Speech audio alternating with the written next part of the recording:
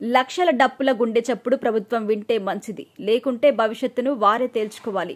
ప్రభుత్వాన్ని హెచ్చరించారు మందకృష్ణ మాదిగ. వర్గీకరణ ముందుగా అమలు చేస్తాన్న ముఖ్యమంత్రి రేవంత్ ఎవరి మాటలకు తలొగ్గి వర్గీకరణ అమలు చేయటం లేదని చెప్పాలని మందకృష్ణ మాదిగ డిమాండ్ చేశారు. వర్గీకరణ అనుకూలంగా 3 సార్లు అసెంబ్లీలో ఏకగ్రీవంగా తీర్మానం చేశారు. అయినా కూడా ఎస్సీ వర్గీకరణ అడ్డు తగులుతుంది కాంగ్రెస్ పార్టీలోని మాలలే అని ఆయన అన్నారు. ముల్లు అనంతరాములు, జి వెంకటస్వామి కుటుంబాలే వర్గీకరణ అడ్డుకుంటున్నాయని ఆరోపించారు. కాంగ్రెస్ పార్టీలో సోనియాగాంధీ కుటుంబం తర్వాత ఏకకాలంలో 3 పదవులు తెచ్చుకున్నారు మాలలు. అది జి వెంకటస్వామి కుటుంబం అన్నారు మందకృష్ణ మాదిగ. భువనగిరి పట్టణంలో ఏర్పాటు చేసిన వేల గొంతులు, లక్ష డప్పుల సన్నాహక సమావేశానికి, డప్పు వాయిస్తూ ర్యాలీ సమావేశానికి హాజరైన మందకృష్ణ మాదిగ మాట్లాడుతూ కాంగ్రెస్ పార్టీలో ఉన్న జి వెంకటస్వామి, మల్లు అనంతరాములు కుటుంబాలే ఎస్సీ వర్గీకరణ అడ్డుకుంటున్నారు అని ఆరోపించారు. కాంగ్రెస్ పార్టీ పెంచి పోషిస్తుంది మాలలేనే. ఎస్సీ వర్గీకరణ చేస్తే, అమలు చేస్తే రేవంత్ రెడ్డిని పదవి తీసేస్తామంటూ బెదిరిస్తున్నారు కాంగ్రెస్ పార్టీలోని మాలలోని ఆరోపించారు మందకృష్ణ మాదిగ. ఆశలు నిరాశలు చేసి ఉద్యోగులను భర్తీ చేస్తున్నారు రేవంత్ రెడ్డి.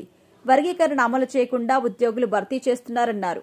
ఎస్సీ వర్గీకరణ అడ్డుకుంటుంది మాలలోని కొంతమంది స్వార్థపరులు. వాళ్ళకు అంత శక్తి ఎలా వచ్చిందని ప్రశ్నించారు. వర్గీకరణకు అనుకూలంగా 3 కమిషన్లు తీర్పు ఇచ్చిన వర్గీకరణ కాకుండా అడ్డుపడుతున్నారని ఆరోపించారు. బీసీలకు నాయకత్వం వహించిన ఆర్ కృష్ణయ్య 10 ఏళ్లలో 4 కండువాలు మార్చారు, పదవులు వచ్చాయి. 36 సంవత్సరాలుగా ఏ పదవి తీసుకోలేదు, ఏ కండువా మార్చలేదు. నా జాతి మనుగడ కోసం పనిచేస్తా, పదవుల కోసం కాదు. అన్ని పార్టీలు, అందరు ప్రధానమంత్రులు వర్గీకరణకు అనుకూలంగా ఉన్నా అడ్డుకుంటుంది కాంగ్రెస్ పార్టీలోనే మాలలే అన్నారు.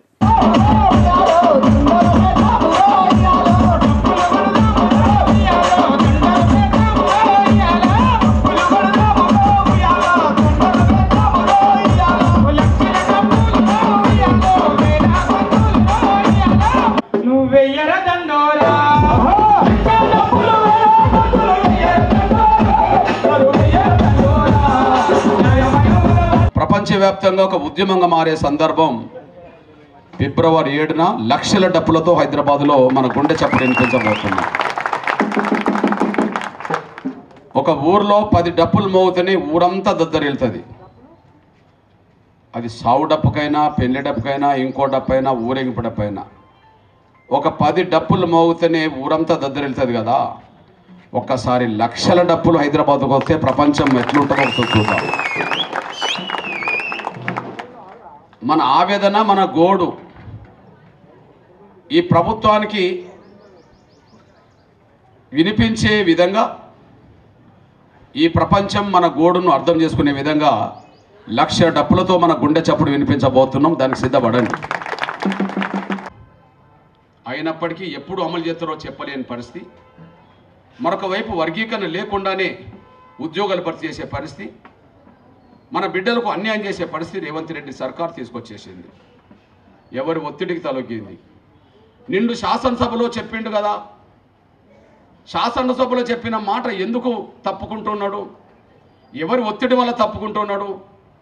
ముందు శాసనసభలో హామీ ఇచ్చిండా లేదా?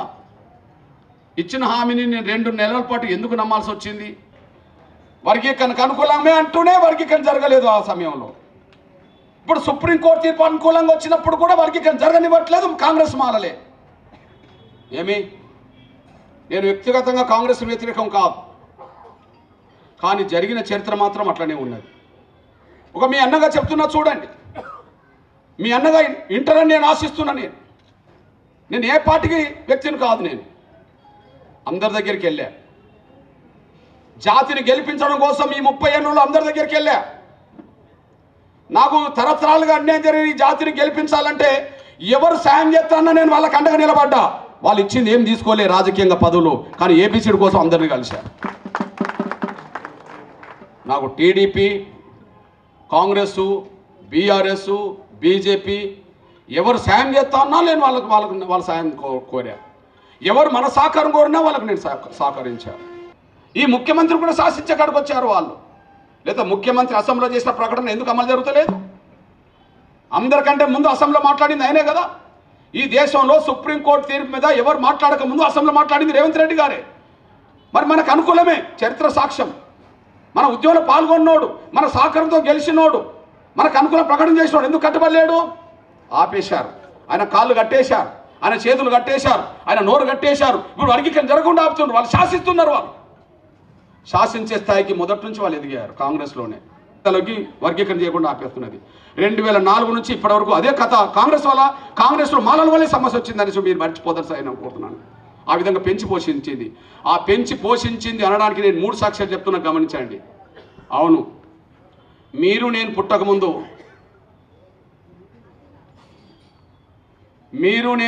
చాలామంది పుట్టకముందు ఈ దేశంలో స్వాతంత్రం వచ్చిన కొత్తలో అన్ని కాంగ్రెస్ ప్రభుత్వాలే. ఇప్పుడు కాంగ్రెసేతర ప్రభుత్వాలు. ఇప్పుడు స్వాతంత్రం వచ్చిన కొత్తలో అన్ని రాష్ట్రాల్లో, కేంద్రంతో సహా అన్ని రాష్ట్రాల్లో కాంగ్రెస్ ప్రభుత్వాలే. వాళ్ళకు ఆలోచన వచ్చి చేయాలంటే మొదటి ముఖ్యమంత్రి మాలే గుర్తుకొచ్చాడు. ఆయన పేరు దామోదర్ సంజీవ్ అనేసి మీరు మర్చిపోతాను సార్ అనుకుంటున్నాం.